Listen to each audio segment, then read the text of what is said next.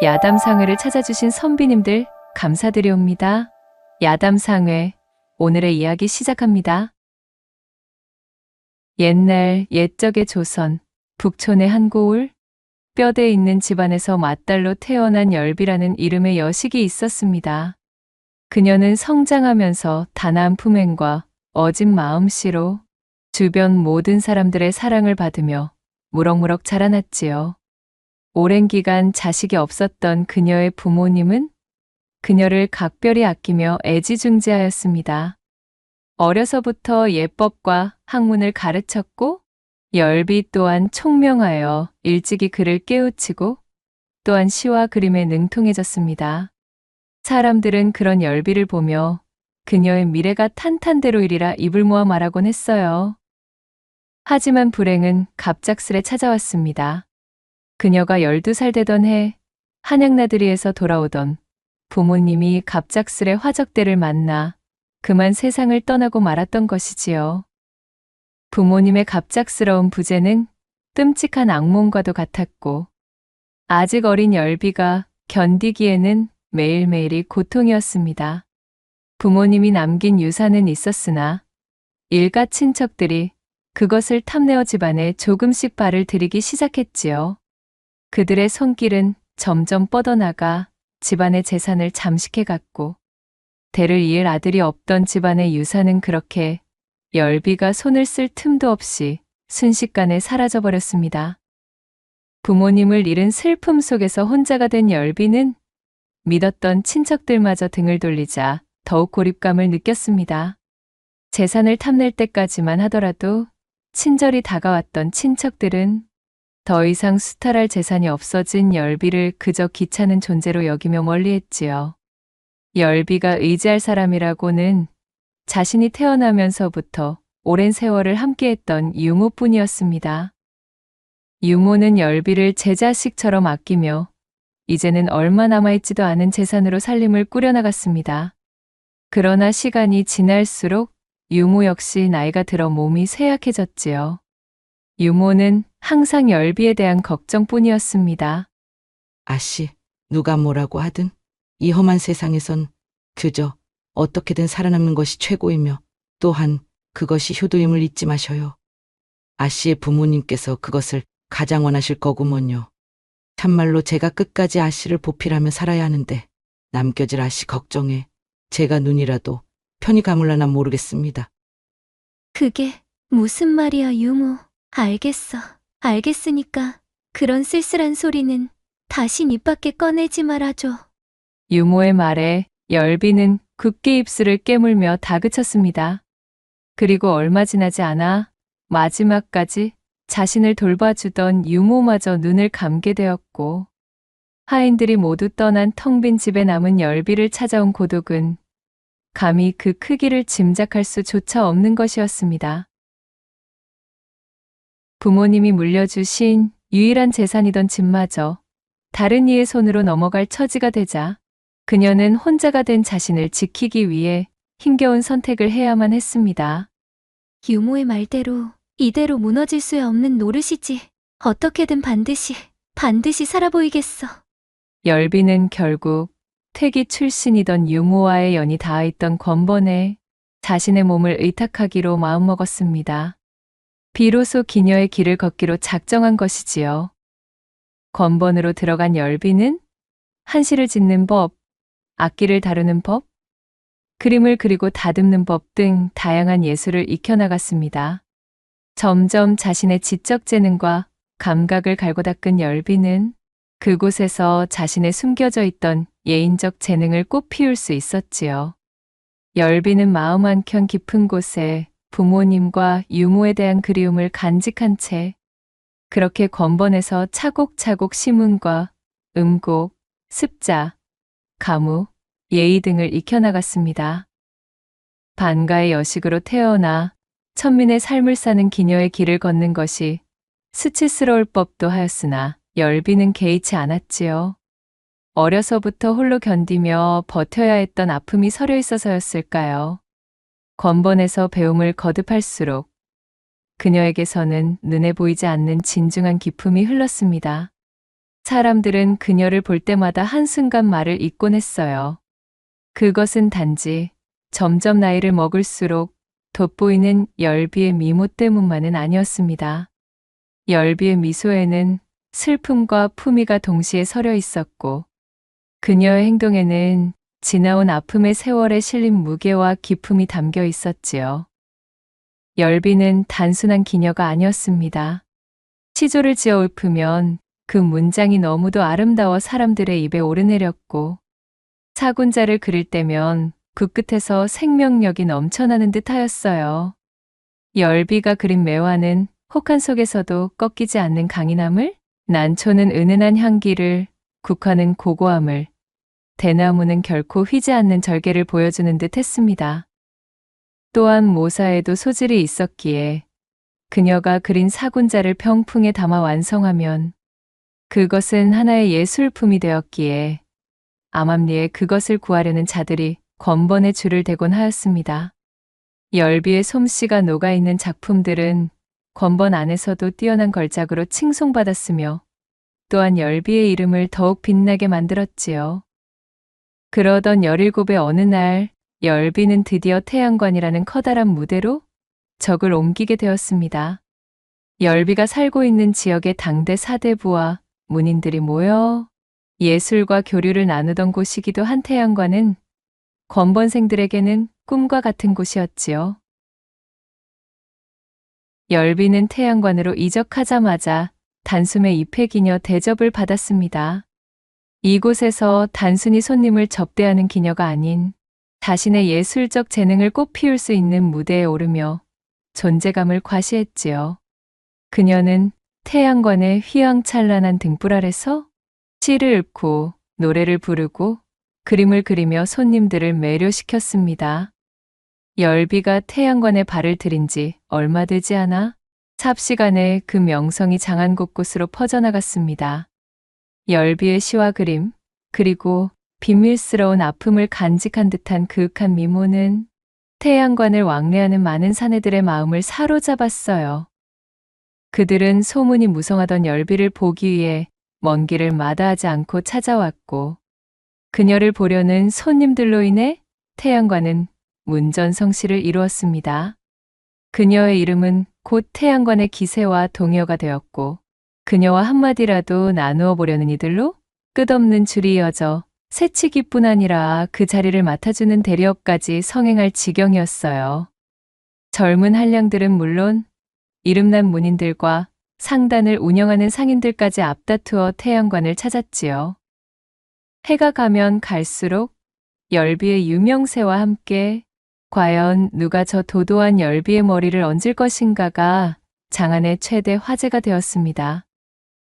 열비에게 구애를 하려던 무사내들은 값비싼 선물을 보내거나 아름다운 시를 써 그녀의 마음을 사로잡으려 애썼지만 열비는 결코 쉽게 마음을 열지 않았습니다.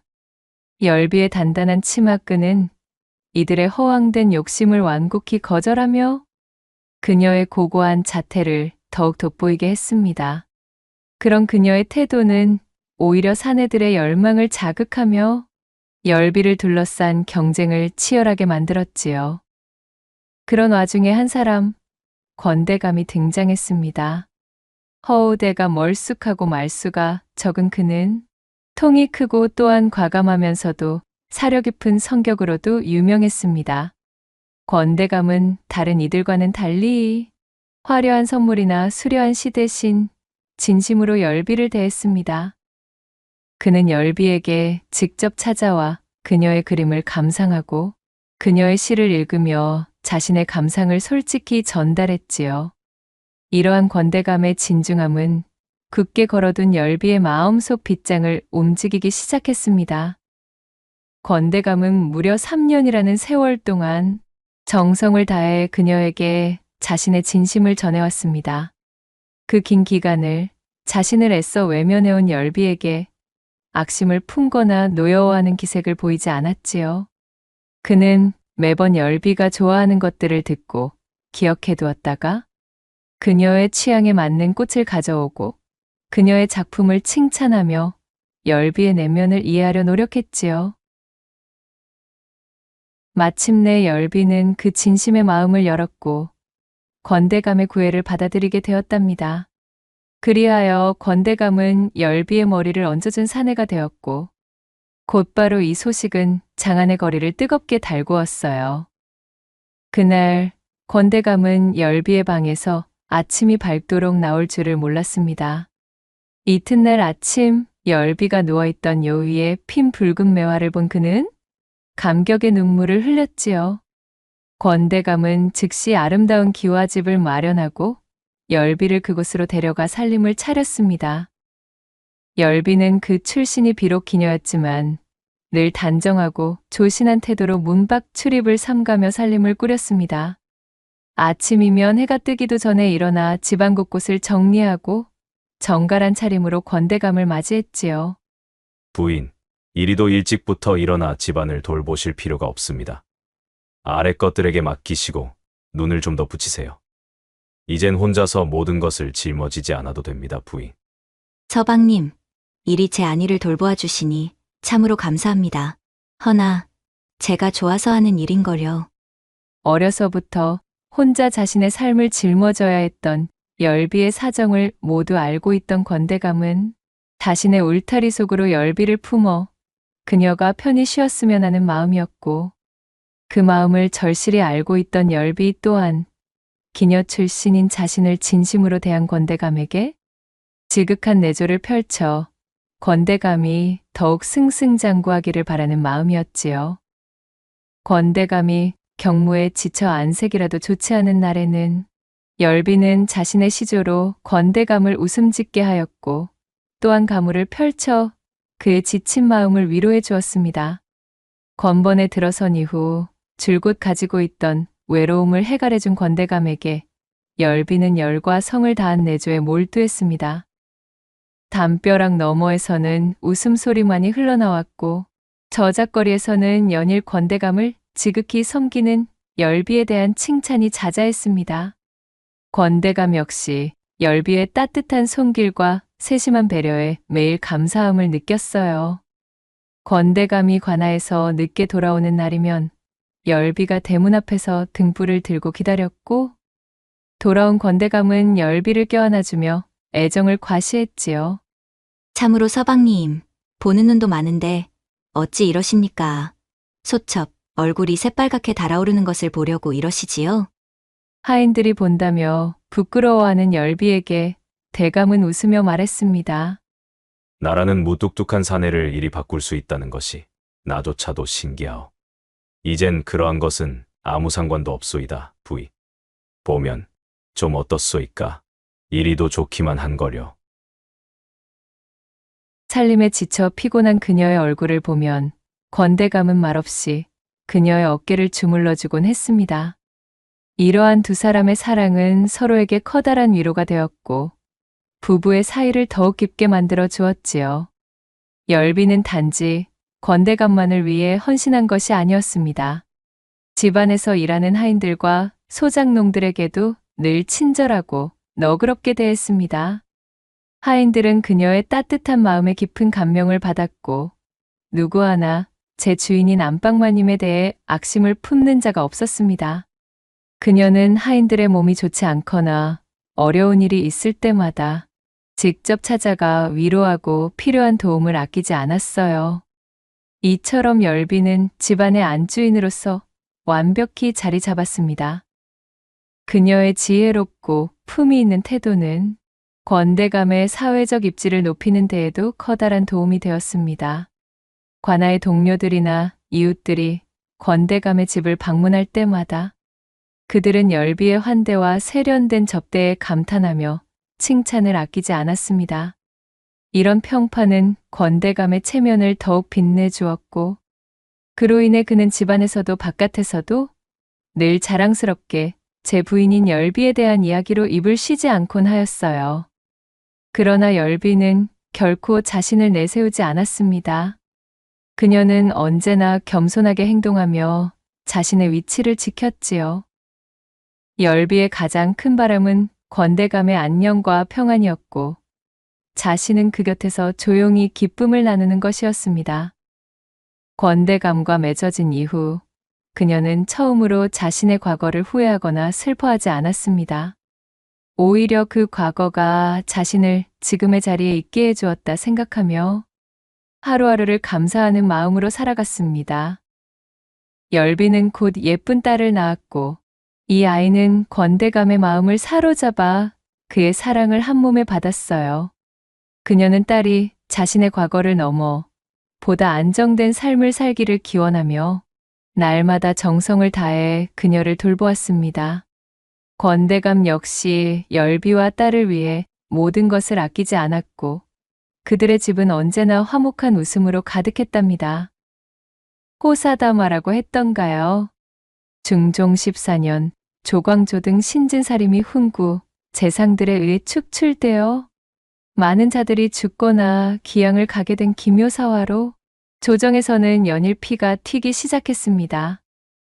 평소 입바른 소리로 조정에서 눈엣 가시였던 권대감 역시 사화에 휩쓸려 머나먼 청산도로 유배를 가게 되었지요.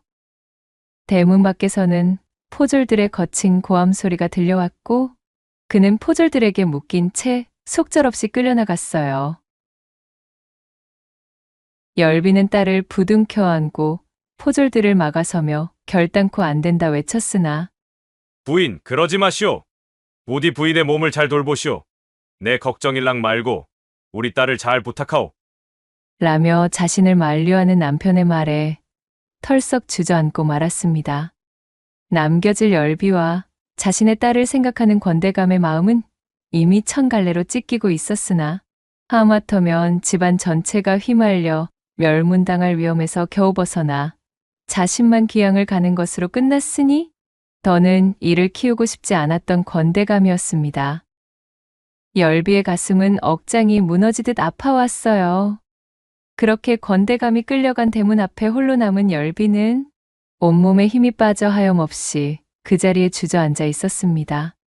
딸은 열비의 품에서 울음을 터뜨렸고 그녀는 딸을 꼭 껴안으며 안간힘을 다해 눈물을 삼켰지요.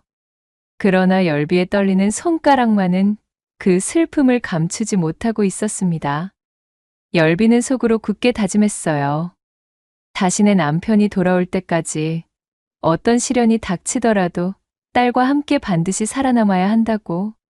자신에게 소중한 삶을 선물한 지아비 권대감과 또한 자신의 딸이 해맑은 웃음을 지을 수 있도록 열비는 자신을 단단히 다잡아야 했습니다. 청산도로 유배를 간 권대감의 소식은 멀고도 드물게 들려왔습니다. 그는 험한 바다를 건너 외진섬에서 고된 생활을 이어가고 있다는 풍문이었지요. 풍문의 진위 여부조차 확실하지는 않았으나 그마저도 열비는 반갑고 소중했습니다. 닿지 않는 자신의 지아비에 대한 그리움을 품에 묻고 열비는 남모르게 밤새도록 흐느꼈어요. 그러는 사이 생과부 신세가 된 열비를 어떻게 해볼 심산으로 몇몇의 사내들이 찝적대기도 하였지만 언감생심 그녀의 굳은 심지와 권대감을 향한 충절을 꺾을 수는 없었지요.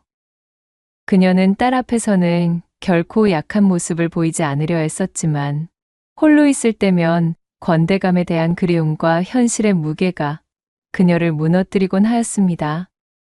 그렇게 지옥과도 같던 3년이라는 시간을 버텨낸 열비, 추나 추동, 꽃 피고 새우는 봄이 연달아 찾아왔고 스산하게 낙엽이 흩날리는 가을 또한 깊어감에도 열비와 그녀의 딸은 대문을 꼭 잠그고 두문불출이었습니다.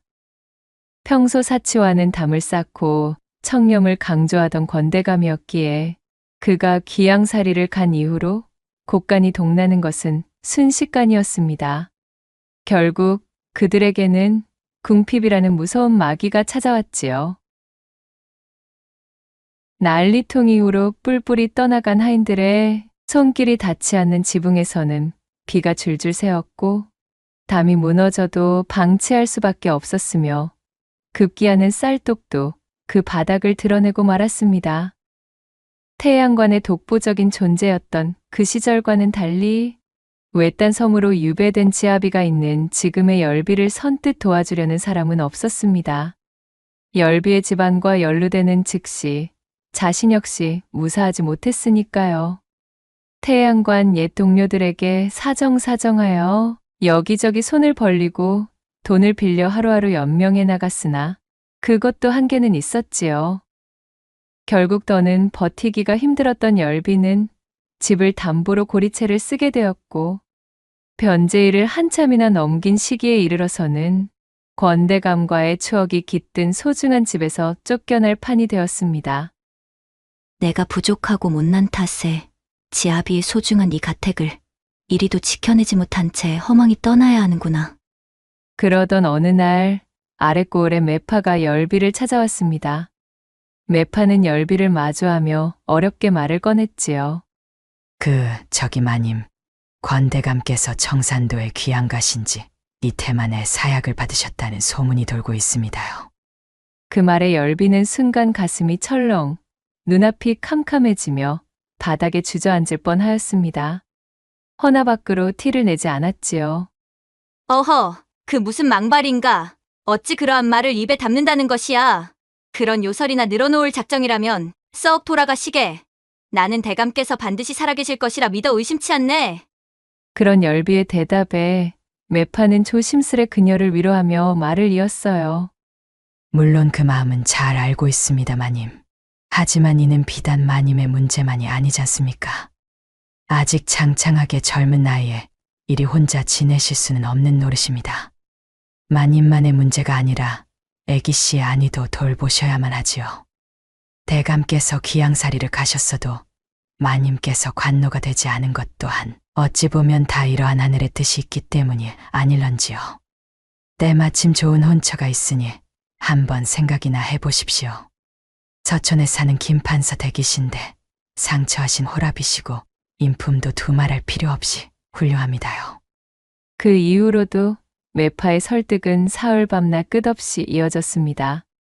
거기에 더해 가세가 더욱 기울어 딸의 허기마저 달래주지 못할 지경까지 이르자 열비는 하는 수 없이 매파와 함께 김판서를 만나게 되었지요.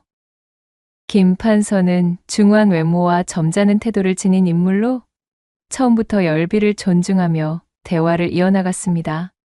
하지만 열비는 자신의 마음속 무거운 짐을 덜어내지 못한 채였어요. 한참의 이야기가 오고 가고 열비는 결심한 듯 입을 열었습니다. 소첩이 비록 궁핍에 지쳐 일부 종사를 지키지 못하는 신세가 되었지만 감히 청컨대 이것 하나만은 부디 약조해 주십시오.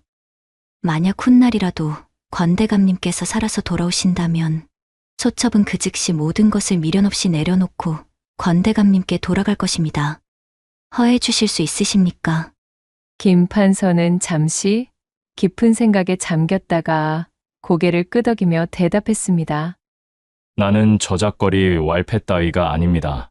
네, 그대의 이야기는 건너 참으로 많이도 들어왔기에 오히려 그 절개와 정절에 반해 이 혼담을 밀어붙였다오.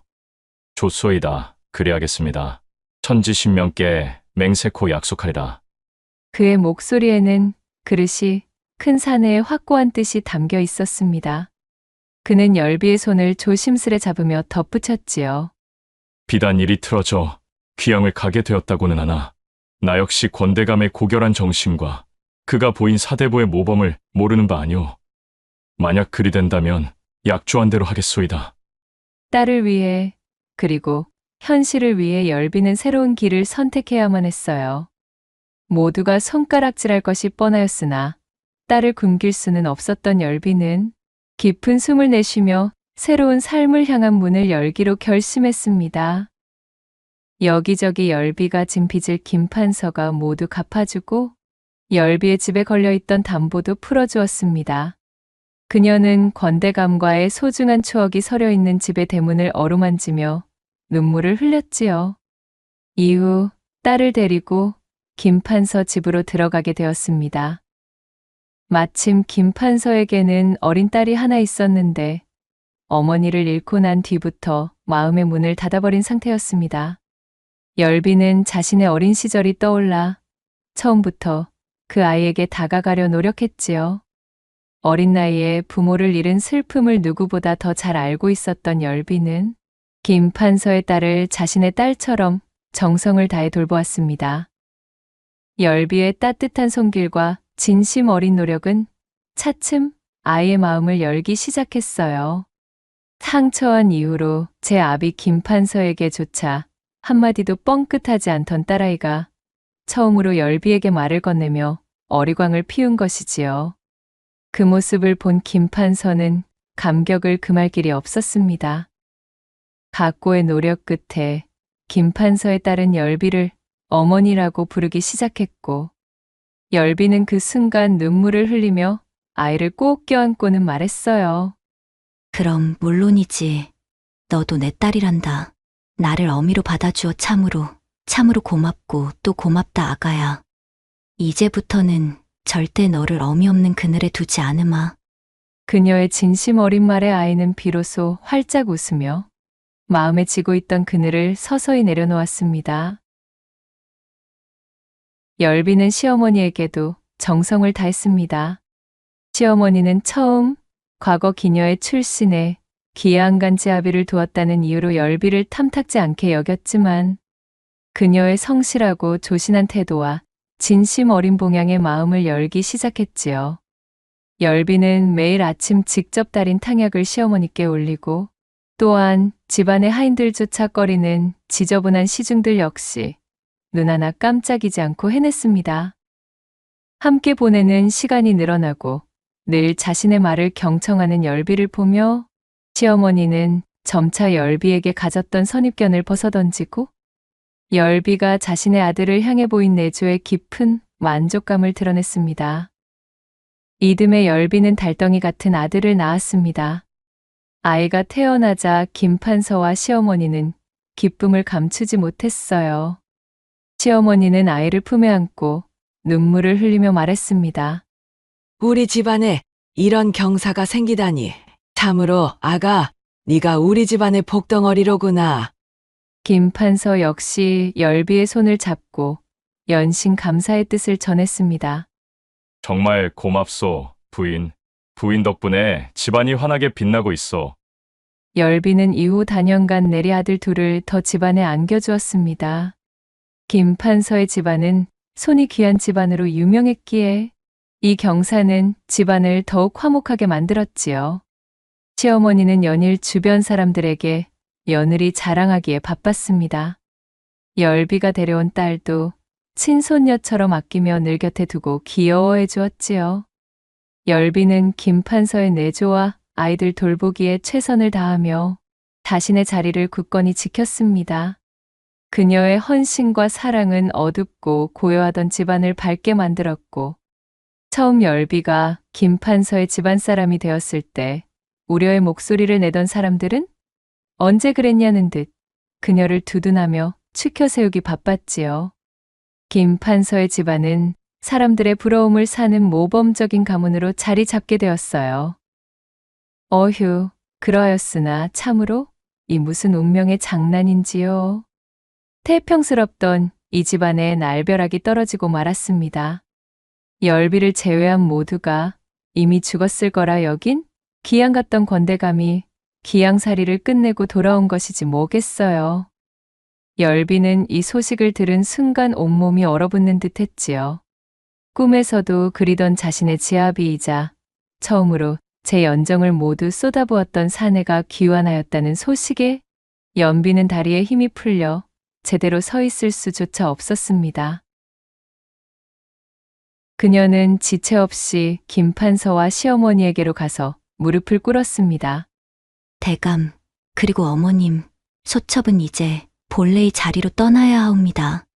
지난날 약조하셨던 바와 같이 권대감께서 돌아오셨으니 이제 그분께 남은 것은 오로지 저와 딸뿐입니다. 제가 곁에서 힘이 되어 드려야만 합니다. 절절히 고하는 안비의 목소리는 시종일관 떨렸고 눈물은 이미 뺨을 타고 흐르고 있었어요. 김판서와 시어머니는 열비의 결정을 묵묵히 받아들였습니다. 그녀가 이 집안에 와 이루어 놓은 모든 시간을 함께 했기에 더욱 그녀의 결단을 존중할 수 있었고 또한 그것을 감내할 인품도 지니고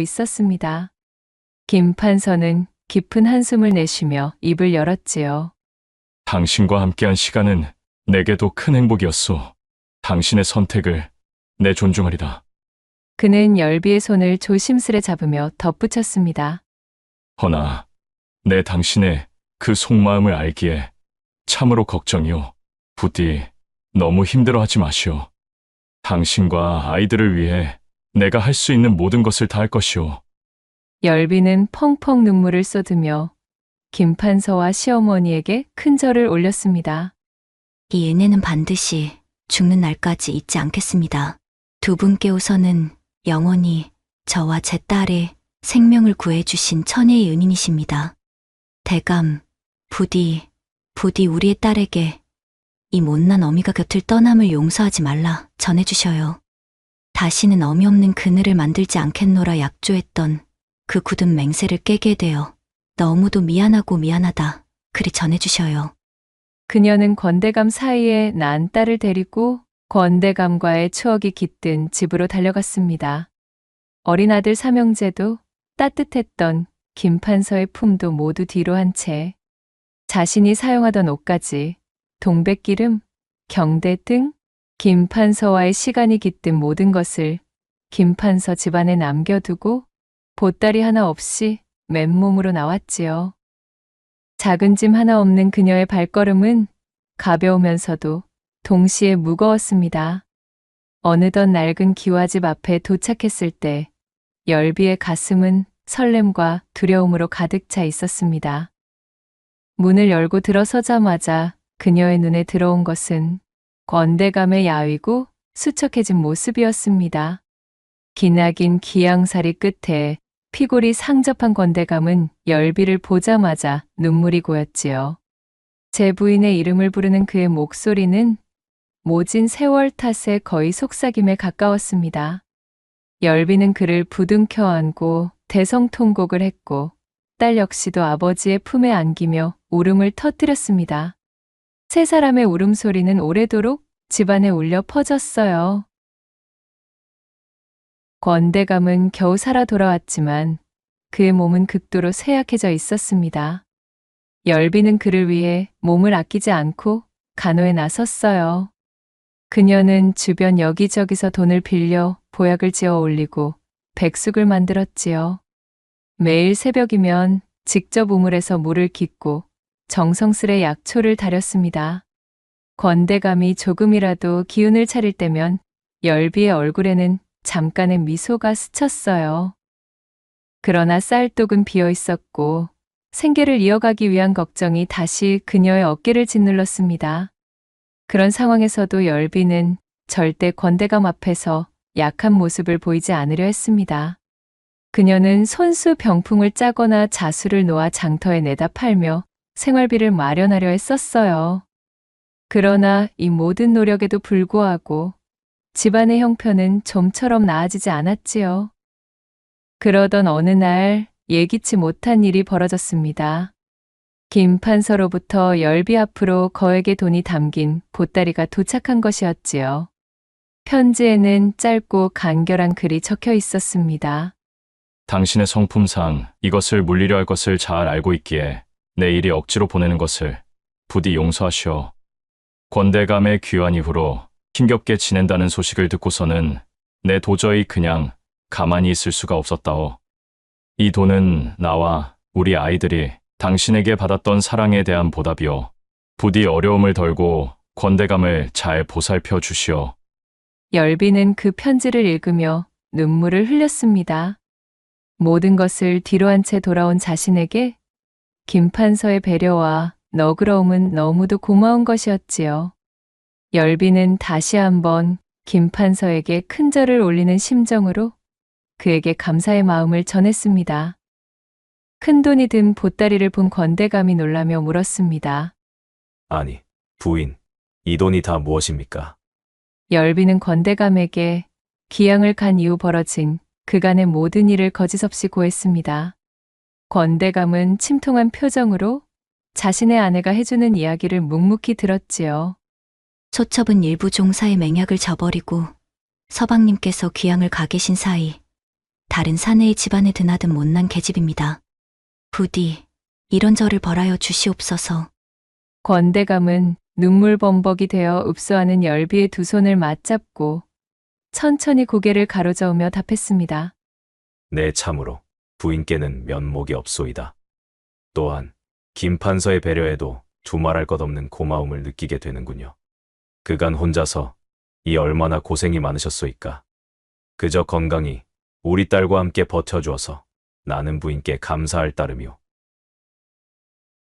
또 한 번 집안이 들썩이는 눈물의 난리통 끝에 열비는 김판서가 지원한 돈으로 쌀독을 채우고 권대감의 약재를 구하며 다시금 가정을 꾸려나갔습니다. 권대감은 열비와 딸의 고사리 손을 빌린 지극정성 덕분에 조금씩 기운을 차리기 시작했지요. 그는 열비의 손을 잡고 조용히 말했습니다. 내가 이렇게라도 살아 돌아올 수 있었던 것은 모두 그대가 내 마음의 힘이 되어준 덕분이오. 이제부터는 내가 그대를 위해 살아가겠소. 그의 말에 열비는 눈물을 참지 못하고 고개를 끄덕였습니다. 권대감이 열비의 두 손을 잡고 이어 말했습니다. 허나, 부이, 나와의 인연을 소중히 하는 것은 참으로 감사하나 그렇다고 어린 아들 셋을 팽개치고 오는 법은 없습니다.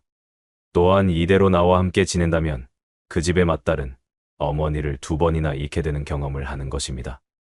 이제서야 겨우 부인께 다친 마음을 열고 밝아지려던 아이를 부인 같은 심성을 가진 분이 과연 외면하고 사실 수 있겠소이까? 못내 외면하려 애쓰던 부분의 전곡을 찌른 권대감의 말에 열비의 두 눈에는 눈물이 고였습니다. 내내 가슴에 걸리던 마음에 담고 있던 일이었으니까요. 그러니 부인, 가보시오. 두 집안을 왕래한다 하여도 다른 그 누가 나와 부인께 손가락질을 한다 하여도 아무 상관도 없소이다. 김판서의 댁 또한 어미를 필요로 하고 있지 않소이까? 서방님, 티를 내지 않으려 꾹꾹 눌러 담았던 눈물은 멈출 줄을 몰랐습니다. 눈앞에 아른거리던 아들 셋에 그리고 자신을 친어미처럼 따르던 김판선의 맏딸 생각에 꽉 찼던 서름이 터져 이불에 얼굴을 묻고 토해내듯 많이도 울었지요. 그렇게 열비는 양쪽 집안을 왔다 갔다 하며 살림을 돌보았고 김판서의 딸과 그의 사이에서 낳은 아들이 장성할 때까지 열비는 최선을 다해 어미의 본분을 지켜나갔습니다. 이 사정이 널리 퍼지게 되어 열비에게 손가락질하는 사람은 아무도 없었지요. 훗날 자신의 의무를 다하고 권대감에게 홀가분이 돌아온 열비는 그렇게 권대감과 여생을 함께하며 행복한 나날을 보내게 되었다는 후문이 옵니다. 낭독해드린 이야기가 선비님들 마음에 드셨다면 구독과 좋아요, 댓글로 야담상회를 응원해 주셔요. 늘 잊지 않고 야담상회를 찾아주시는 선비님들 시청해 주셔서 참으로 감사하옵니다.